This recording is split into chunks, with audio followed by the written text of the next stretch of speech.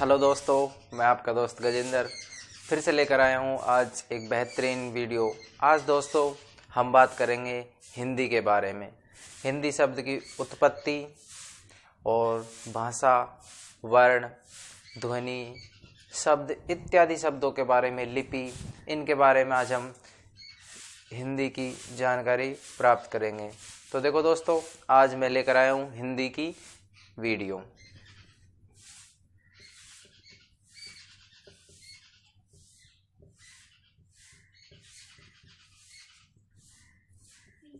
हिंदी की उत्पत्ति कह लो या व्युत्पत्ति कह लो। क्या कह लो? व्युत्पत्ति कह लो या उत्पत्ति। हिंदी शब्द की उत्पत्ति कैसे हुई?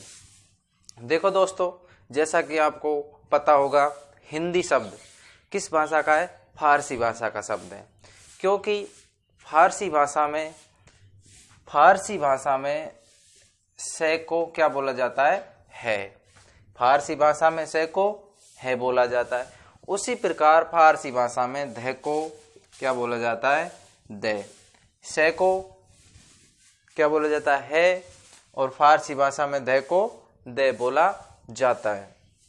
जब हमारे यहाँ पर मुसलमानों ने हमारे हिंदुस्तान में प्रवेश किया तो यहाँ उनको भाषा के बारे में कुछ परेशानियां हो रही थी, तो उन्होंने अपने साम्राज्य को स्थापित करने के लिए कुछ भाषा में परिवर्तन किया। और जैसे ही वहाँ से को है बोल रहे और दे को दे बोल रहे, तो उसी प्रकार यहाँ पर आए तो उन्होंने हमारी भाषा को क्या कहा? हिंदी।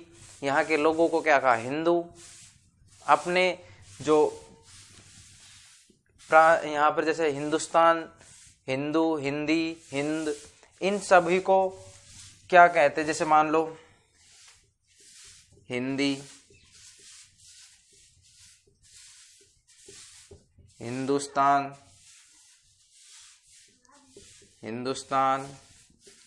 हिंद और हिंदू, ये चारों शब्द आ जाएं, एग्जाम में आ जाएं। हिंदी, हिंदुस्तान, हिंद और हिंदू किस भाषा के शब्द हैं? तो किस भाषा के हैं दोस्तों? फारसी भाषा के। क्योंकि यहाँ पर देखो, इनको फारसी में कहा जाता है से को है और दे को दे। तो देखो दोस्तों, हिंदी शब्द की उत्पत्ति कैसे हुई? फारसी भाषा में से को है बोला जाता है और उसी प्रकार फारसी भाषा में दे को दे बोला जाता है। और जैसे दोस्तों यहाँ पर ये जो चार शब्द हैं, कौन सा? पहला हिंदी, दूसरा हिंदुस्तान, तीसरा हिंद, चौथा हिंदू। ये चारों शब्द किस भाषा के हैं? फारसी भाषा के। अब देखो दोस्तों, हम कर लेते वर्ण की बात। किसकी? वर्ण की। आपने देखा होगा, अक्षर कह लो, वर्ण कह लो। देखो वर्ण, अब मेरे द्वारा जो मैं बोल रहा हूं, इनको मैं लिखित रूप में देखो मैंने बोला कै, मैंने बोला चे, मैंने बोला टे, मैंने बोला ते, मैंने बोला फे। तो जब दोस्तों ध्वनि के जो मेरे द्वारा ध्वनि उत्पन्न की जा रही है, इसको जब हम लिखित रूप में लिपिबद्ध कर देते हैं तो वो किसका रूप धारण कर लेती हैं? वर्ण का। किसका? वर्ण का। तो हम कह सकते हैं दोस्तों, वर्ण है जो ध्वनि की लघुतम इकाई होगी। क्या होगी? ध्वनि की लघुतम इकाई क्या होगी? वर्ण होगी। अब देखो, वर्ण की बात कर ली, अब करते हैं ध्वनि की बात। किसकी? ध्वनि। ध्वनि का शाब्दिक अर्थ क्या होता है दोस्तों?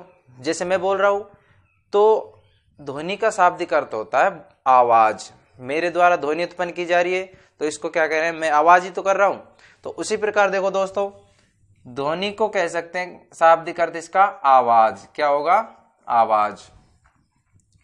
मेरे द्वारा बोला जा रहा है तो मैं क्या उत्पन्न कर रहा? आवाज। जब इनको हम लिपि चिन्हों में अंकित कर देते तो वो भाषा का रूप धारण कर लेती है या लिपि का रूप धारण कर लेती है। इसीलिए ये किसका ध्वनि है जो किसका लघुत्तम रूप हो गई, भाषा का। जैसे यहाँ पर ध्वनि का लघुत्तम इकाई क्या हो गई, वर्ण, तो ध्वनि की लघुत्तम यानी कि भाषा की लघुत्तम इकाई हो जाएगी ध्वनि। उसी प्रकार आप देखो हम करते हैं किसकी, भाषा की बात। भाषा, भाषा दोस्तों आपको पता होगा, आपने पढ़ा होगा, भाषा शब्द है जो भाष धातु से बना है। किस धातु से, भाष धातु से। भाषा से आप क्या समझते हो, आप बता सकते हो। भाषा, देखो दोस्तों, भाषा, भाषा भाष धातु से बनी है। किससे, भाष धातु। देखो संस्कृत में धातु कहते हैं और हिंदी में इसको ही क्रिया बोलते हैं। क्या बोलते हैं, क्रिया।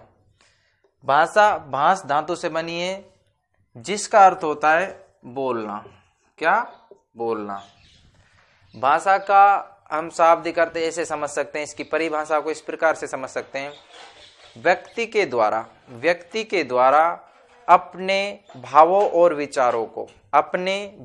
विचारों को एक दूसरे के आदान प्रदान करना। यानी कि जैसे हम कहते हैं ना वस्तु विनिमय, यानी कि एक दूसरे से लेन देन करते हैं, उसी प्रकार अपने भावों और विचारों को एक दूसरे के प्रति आदान प्रदान करना ही क्या कहलाती है दोस्तों, भाषा कहलाती है।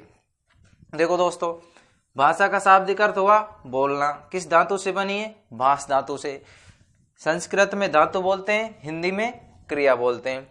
उसी प्रकार देखो भाषा संविधान के अनुच्छेद कितने में है दोस्तों, 343 में। भाषा संविधान के अनुच्छेद 343 में भाषा के बारे में हमको जानकारी मिलती है। देखो दोस्तों, संविधान के अनुच्छेद 343 में बताया गया है कि भाषा कौन सी होनी चाहिए, इसकी लिपि क्या होनी चाहिए। तो देखो दोस्तों, भाषा के बारे में संविधान के अनुच्छेद 343 में बताया गया है कि हमारी राजकीय, कौन सी, राजकीय भाषा क्या होगी दोस्तों, हिंदी होगी। हमारी राजकीय भाषा हिंदी होगी। कौन सी होगी, हिंदी। उसके बाद यहां पर बताया गया है संविधान में कि हिंदी भाषा की लिपि कौन सी है हमारी हिंदी भाषा की दोस्तों, हमारी हिंदी भाषा की लिपि है देवनागरी। कौन सी, देवनागरी। हिंदी भाषा की लिपि पूछे तो कौन सी है, देवनागरी। अब हमने कर ली वर्ण की बात, कर ली हमने हिंदी शब्द की उत्पत्ति की बात कर ली, हमने ध्वनि की बात कर ली, हमने भाषा की बात कर ली। अब क्या बची है, लिपि। क्या बची है दोस्तों, लिपि। देखो मैंने अभी बताया था, जब ध्वनि या वर्णों को लिपिबद्ध कर देते हैं, यानी कि लिखित रूप दे देते हैं, या देखो लिपि मैंने बताया था, जैसे मैं क लिख रहा हूं, च लिख रहा हूं, ट या त लिखा। अब मैंने इनको बोला पहले, फिर इनको मैंने लिखित रूप में लिख दिया, उसके बाद इन्होंने क्या धारण कर लिया, अब क्या कह सकते हैं हम इनको, वर्ण कह सकते हैं। वर्ण कह लो, अक्षर कह लो। अब देखो, जब हम इनको किसी व्यवस्थित क्रम में कोई ना कोई, जैसे वर्णमाला, माला का अर्थ क्या होता है, माला क्या होती है, वर्णमाला। आपने सुना होगा, वर्ण या अक्षर, माला का अर्थ क्या होता है। माला देखी होगी आपने, जब माला होती है तो वो क्रम से ही तो होता है, उसमें मोतियों को एक दूसरे के क्रम से सेट किया जाता है, तभी तो वो माला का रूप धारण करती है। तो उसी प्रकार वर्णों की माला इस प्रकार से व्यवस्थित की करो उनको कि वो सुसज्जित व व्यवस्थित तरीके से उनको पुरोया जाए लिपि में, जिससे वो एक सुदृढ़ भाषा का निर्माण कर सके। तो देखो दोस्तों, लिपि लिपि है, इसे हम कह सकते हैं ध्वनि या वर्णों को लिपिबद्ध या उनके वर्णों को अंकित कर दिया जाए या इनको चिन्ह रूप दे दिया जाए, कोई इनको चिन्ह रूप में चिन्ह दे दिया जाए इनको। जैसे क, तो क का कोई हमने चिन्ह दिया तभी तो ये क कहेंगे। ये मान लो ग, तो इस ग को तभी तो कहेंगे जिसका हमने इसको कोई चिन्ह दे दिया। तो ध्वनि या वर्णों को जब चिन्ह रूप में व्यवस्थित कर देते हैं तो वो लिपि का रूप धारण कर लेती है। तो दोस्तों, आज हमने बात करी भाषा की, वर्ण की, ध्वनि की और लिपि की और हिंदी शब्द की उत्पत्ति। कल मैं हिंदी की नेक्स्ट वीडियो लेकर आऊँगा और संस्कृत की हमारी वीडियो आ ही रही हैं। तो दोस्तों, इसका ज़्यादा से ज़्यादा फ़ायदा लें और अपने दोस्तों को शेयर करें, हमारे चैनल को लाइक और अपने दोस्तों को इसका सहयोग प्रदान करें। और मैं आपका दोस्त गजेंद्र ऐसे ही लेकर आऊँगा बेहतरीन वीडियो। जय हिंद, जय भारत।